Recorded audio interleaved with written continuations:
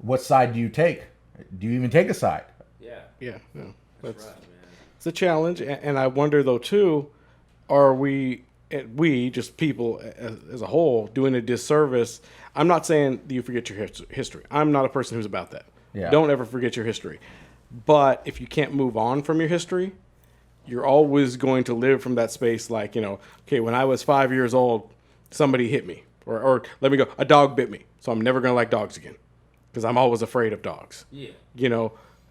I don't want to say get over it because it's not that. That would be a wrong way to put it. But I think there are people who, because of the history, because they will not move beyond it, are actually hurting themselves. Yeah. I'm not even talking how they, affect other parts of society. I'm just talking if you can't let go. That's just a thing from like, you've got some trauma as a child or something. If you can't get beyond that, you're always going to be in this cycle. And I don't know. I just wonder if that is an element that keeps coming back around that keeps us from moving on. I'm not sure.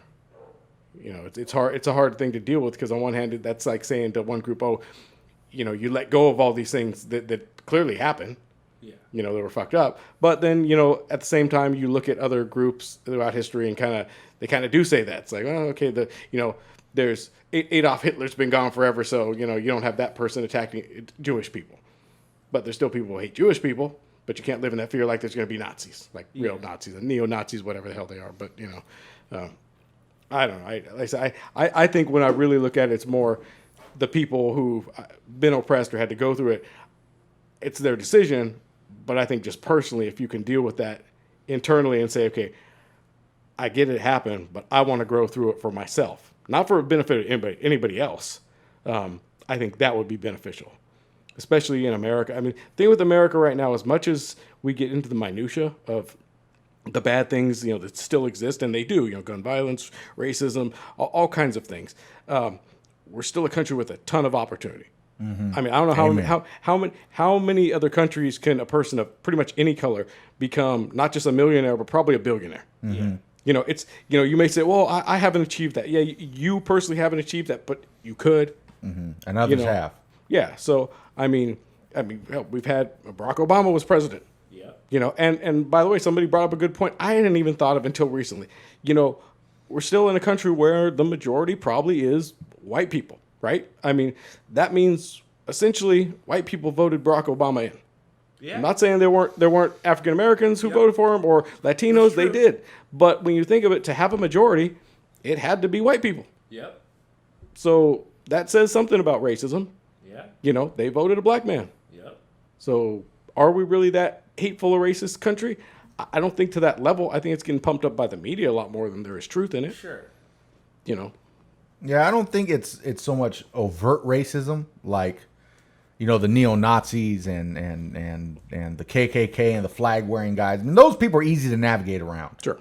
The person says, screw you, wetback, or the N-word or whatever like that. I mean, you're like, okay, you're a jackass.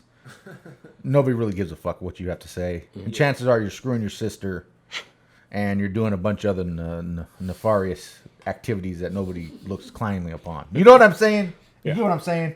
So those are like, it's like being at a golf course and being at the sand trap. You see where the sand trap's at and the hazards, you can just, putt around those. Sure. Yeah. It's the hidden dangers, which is called institutional racism, that I think is what's hard to navigate around. That the system in America is inherently built on white supremacy. It was designed by white people. Absolutely. And I've had some conversation when I was in the Army with some other folks about this. I said, what, if I was in charge of it, I'd make it the situation where the system where it benefited me too. Absolutely. I mean, that's just human nature. Why am I going to make the system beneficial if I'm a white land owning rich person? Why am I going to want it to benefit, slaves or brown people? Yeah.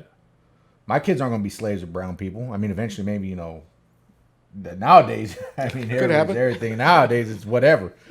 But why would I want to make the system beneficial to me? So they built it, I don't think with purposefully, but I mean, that's kind of how it was designed for. Yeah, I mean, who was the only people who were able to vote for a long time in this country? White, male adults that own land. Absolutely. Yeah. And who still runs the show?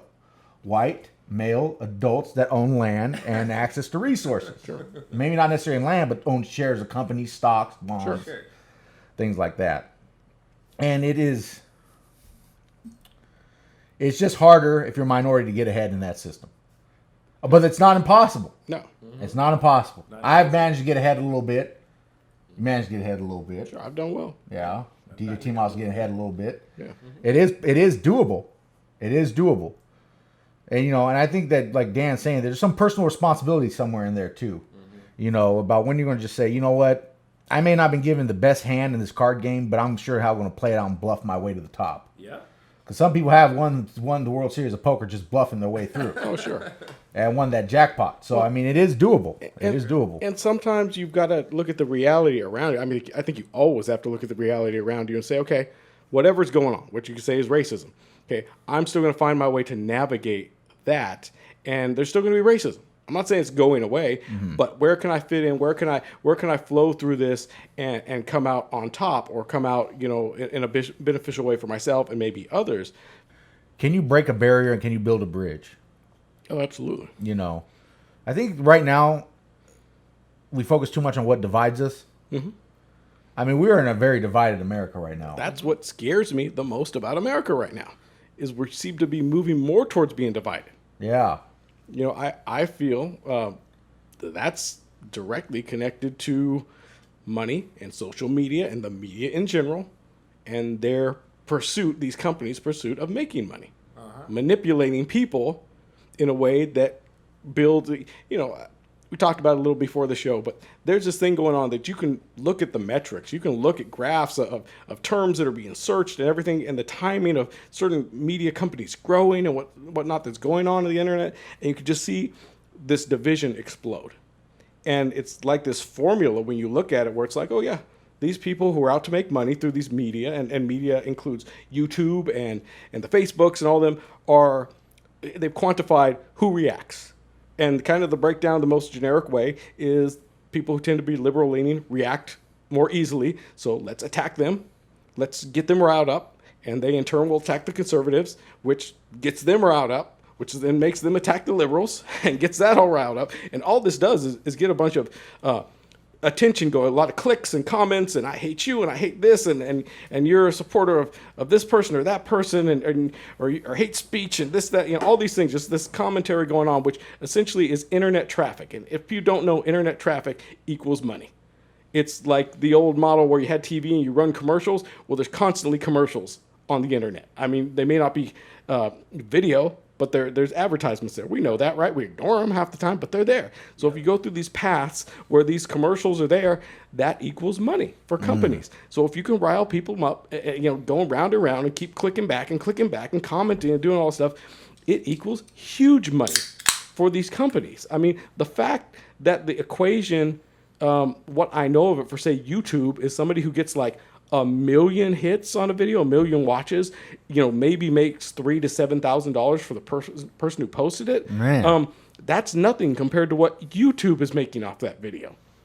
You Really? know, So they're kicking you down pennies and they're keeping the quarters. exactly, and they seem to be doing all this, like I said, just to make money. And when I say all this, I mean they're basically turning people against each other and dividing them. And you know, I look at it, and I know it's perceived differently because it's a long-term thing. I've always said this about stuff like literally, like you're talking like cancer or AIDS or something. Why is there no cure for cancer? Why is there no? Because it kills long-term. If it was instantly killing people in 30 days, you know, 3 months or something, people would be like, this is an emergency, we need to fix it. But because it takes so long, it's a slow grind where it's like, oh, we're working on it, but we haven't got a fix, you know? So, I mean, they just, where was I going? I was losing my train of thought a little bit, but it's okay, I guess, just to piss these people off and let it become this bigger thing, because it doesn't seem like it needs an immediate fix. You know, It's like, you know, in my own experience, it goes back to what the great Eric Bischoff, who used to be the head of WCW, World Championship Wrestling, said. And he said this. Yeah. Controversy creates cash. Oh, absolutely. And that I think is what we're kind of getting at here, is that the controversy creates the money flow. Sure. And follow the money. If you can get the two groups riling up together, Sure. people are going to click in for entertainment reasons or because they have a vested interest in it. Sure.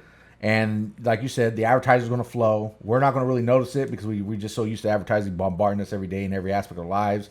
But like you said, that people are paying money to have their product advertised, or have their gadget advertised. Sure. It's all advertisement. And the media makes money off of their advertisements. And the more controversy, the more clicks you get, the more internet traffic you get, just the more cash you're making just in general. Yeah. Period. Well, I got my train of thought back, and it was, we've got that old thing about, it's not actually a fact, but people say it's like illegal to yell fire in a crowded room or theater or something like that, right? Yeah. Well, first of all, that's not fact, because if there's a fire, you can yell fire. But if you're yelling it to rile people up where they might get hurt, that's illegal because you're causing a potential scene, riot. It's like inciting a riot. Exactly. Or something like that. Yeah. And that's what I feel the internet and these companies are absolutely doing. But that's where I was equated to like the cancer or something like that, because it doesn't immediately cause that reaction where you're saying, oh, a bunch of people burned to death in this fire. It's not less effective or, than having this kind of long-term thing. I literally think people are starting to show signs of mental illness. And I'm not even joking, because of social media, because of the way these companies are driving it, the way people are reacting to whatever. And this is not, supporting one side or another, but there's literally people, you say Donald Trump's name and they freak out. Yeah, one way or the other. Yeah, you're either getting like, he's not my president and he's racist and I hate him, or you get like, yeah, that's my president, America, and all that. They people like you. He is just, that name right there just drives people crazy. And I'm calling it right now, America. He's winning again. So I think he is. I think he's winning again. You know what's crazy about that? I saw a news story on The Daily Show. I think, Dan's got a refill. I see it. Okay, so make sure you got taken care of. Okay. So I saw the story where this family told this dying man that Trump was getting impeached, and the guy passed away in peace. He was happy as fuck. Wow. So they wanted to make him feel better as he was dying, and just lied to him. Oh yeah, hey Uncle Rich. That's true. That actually happened. Yeah, that actually happened. That's I saw fucked it on up. the Daily Show. Trevor Noah reported it, and I was like, "That's amazing." I'm gonna get the information later on of who the gentleman was, but I thought that was amazing. You may have to put that as a link in below or something like that, man. To The just, link will but be in the yeah, description. but no, Dan's right though, man. Shit is just, we are just a divided society, a divided country, divided households. Yeah. And it seems like it has been, and I think the division started really with the Barack Obama era starting. Black man being elected president, that just really just shook the foundations to everything. Now, let me ask this, though, at the risk of, not... Okay, do you believe it's because the reaction to a black man in power that the other people in power, like, let's just say the white men in power, are like, oh, this is fucking us up. We can't deal with this. Do you think it was that? Or do you think it was something different? Because I'll be honest, I never really supported Barack Obama, and I'll tell you why I didn't support him in general is when he started laying out what his plans were, what he wanted to roll out as far as policies. At that time, I didn't like them. I didn't think they were good for the country. Now, it's funny, interesting to bring it back just because that tie from that documentary with the Clarence Avant, they showed one of the early clips where Obama made a speech. It was one of the ones that like blew him up. He actually was opening for like John Kerry. And everything he said in that speech, fucking amen. I wish when he ran for president, he would have said that. Because that was so building the country, building community, bringing us all together. But I felt like once he ran for president, when he started talking, I'm like, that's not uniting us. That's not bringing us together. That's more dividing us. And I thought that was directly from him, not from a reaction of anybody from him. Now, I'm open to saying probably all of that was going on